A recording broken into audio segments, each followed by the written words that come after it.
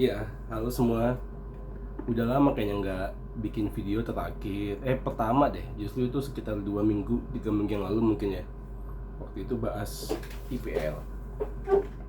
Nah sekarang gue kepikiran sih, kepikiran pas di jalan pulang kantor itu kepikir, kayaknya seri A bisa sedikit dibahas lah. Kita bisa ngelihat transfer yang sudah fix dan yang akan fix. Tapi di sini gue cuma bahas tim-tim besarnya aja. Jadi kita mulai deh. Yang pertama siapa ya? Mungkin Napoli. Napoli itu ngelepas yang inti ya. Itu Kim Min Jae. Kim Min Jae backnya yang dari Korea ditebus 60 juta sama Munchen. Ya gue nggak tahu Munchen kenapa nebus sebesar itu ya, karena berkali-kali Munchen nebus back yang mahal-mahal, Lucas Hernandez kayak gitu. Nah ini ya keuntungan juga buat Napoli karena di musim sebelumnya dia cuman dibeli mungkin 15-18 juta lah kalau nggak salah, dilepas 60 untung. Nah cuman yang krusial Napoli adalah apa, mereka melepas ya akhirnya, bukan melepas, si Spalletti mundur. Pelatihnya istirahat, mau istirahat dulu dari sepak bola. Ditambah di tagnya pindah si, gue lupa namanya siapa, coba kita lihat dulu ya. Di tag Napoli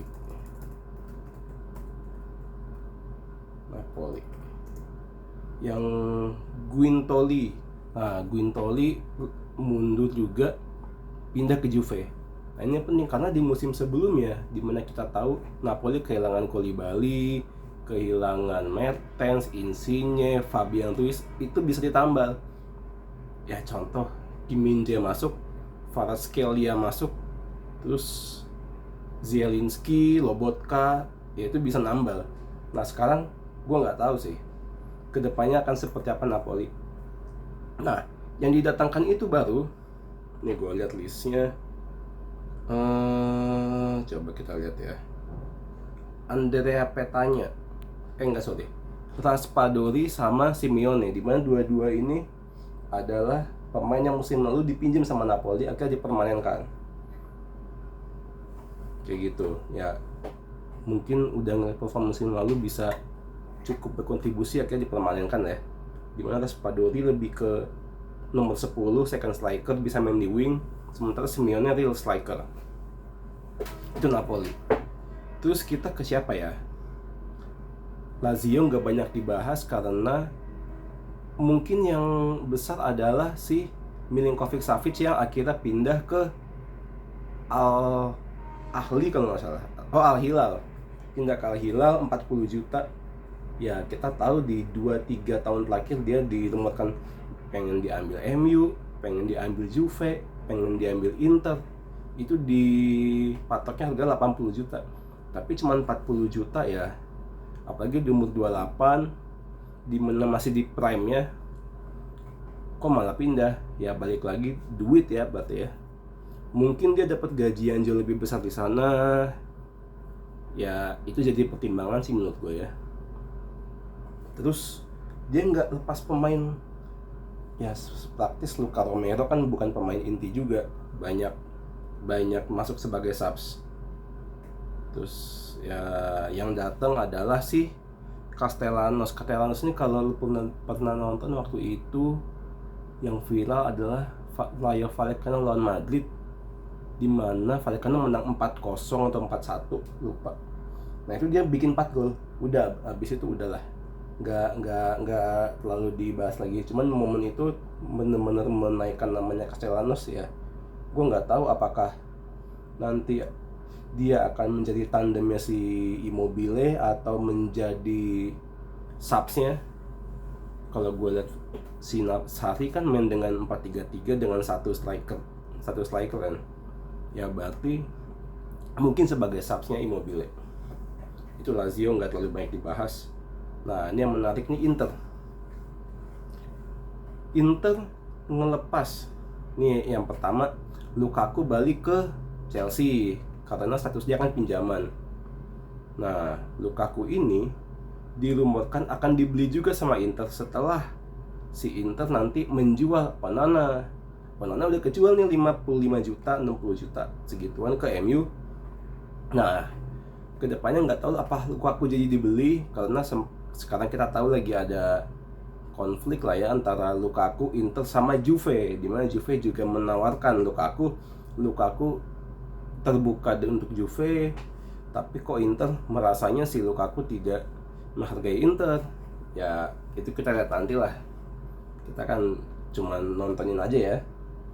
Terus selain Lukaku, Onana yang dilepas adalah Brozovic.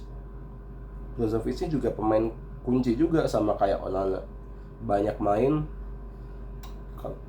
Brozovic ini kan pemain yang salah satu yang menurut gue nggak tergantikan. Di Inter dilepas 20 juta ke Arab ya. Coba di sini ke Al Nassr. Al Nassr timnya Ronaldo. Al Nassr itu. Terus siapa lagi yang dilepas? Zeko yang udah umurnya berapa tuh ya? Mungkin 34 35 mungkin ya, segituan, mungkin lebih. Itu kan dilepas juga ke Fenerbahce. Terus selain itu sih Skriniar kan udah dari dari awal tahun sudah fix ke PSG ya, kira dilepas gratis. Itu yang lepas lah intinya, mungkin Skriniar, Zeko, Lukaku, Onana sama Brozovic. Onana sama Brozovic sih yang benar-benar pemain inti ya. Nah, yang masuk nih Christian Aslani, nggak pernah tahu. Acerbi akhirnya dipermanenkan ya dari Lazio. Oh cuma 5 juta ya udahlah buat subs. Terus ada sih Davide Fratesi gue nggak pernah nonton, pernah sesekali nonton. Itu gelandang tengahnya Sassuolo, lebih ke box to box sih. Fratesi lebih ke box to box. Terus si yang lumayan yang bagus itu sih Marcus Thuramnya Borussia Mönchengladbach diboyong secara gratis.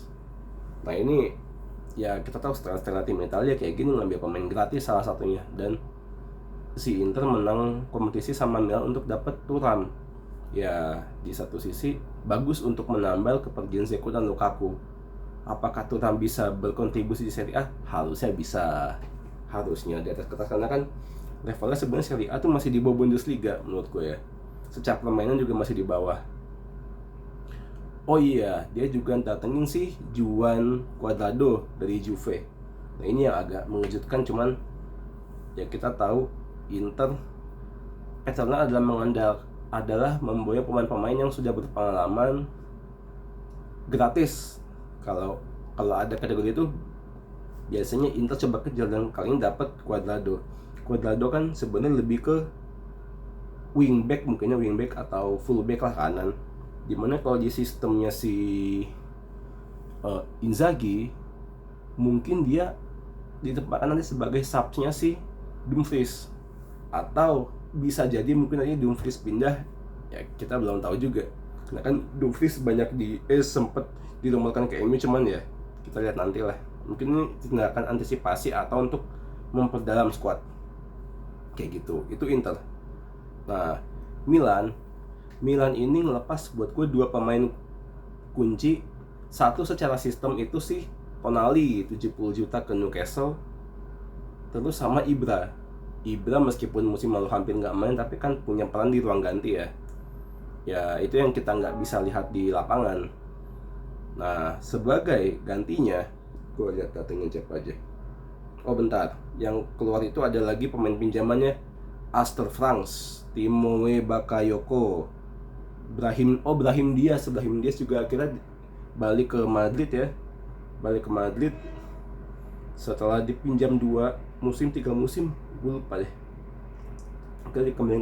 Akhirnya dia memutuskan untuk kembali ke Real Madrid, dan Madrid nolak sih untuk ngejual dia. Terus sama si Serginho Dest, backnya Barca yang back kanan dari US, akhirnya balik juga ke Barca. Nah yang datang, gue baca nih, yang gue inget pertama tuh Sportiello, kiper senior dari Atalanta, udah tua, kalau nggak salah 31 nyala di sini. 31 buat sub sih ya, oke lah, nggak apa-apa.